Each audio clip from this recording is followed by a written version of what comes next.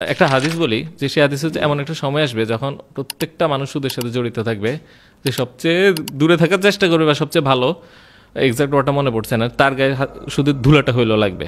এবং আরেকটা হাদিস আছে যেখানে বলছে এই এমন একটা সময় আসবে যখন মুমিনের জন্য সবচেয়ে গুরুত্বপূর্ণ সম্পদ হবে তার মেষপাল, সেটা দিয়ে সে দূরে চলে যাবে এবং ওখানে ওগুলা লালন পালন করে নিজেরটা নিজে খাবে।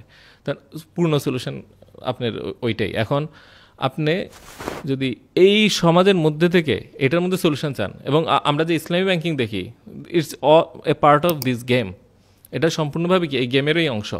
এই পুরা সিস্টেমটাকে কোনোভাবেই সে চ্যালেঞ্জ করে না, নতুন কোনো সিস্টেম দেয় না। এবং সলিউশন করতে হলে আইদার টোটাল যে মানি এবং ব্যাংকিং সিস্টেম এটাকে কলাপস করে দিতে হবে, ধ্বংস করে দিতে হবে, তারপরে নতুন একটা সিস্টেম তৈরি করতে হবে যেটা সম্পূর্ণভাবে সুদমুক্ত এবং যেখানে টাকাগুলা সুদের দলিল না এবং ঋণ আকারে খালি আসে না, সেটা হচ্ছে সলিউশন। আর আপনি বললেন যে না, আমি এই সিস্টেমে থাকবো, আমি বিবাহিত, আমি কাজও করবো, ডাইনে যাবো, বাঁয়ে যাবো, ফুর্তি করবো, একটু খাবো, চিল করবো, আপনি পুরোপুরি বাঁচতে পারবেন না, সম্ভব না।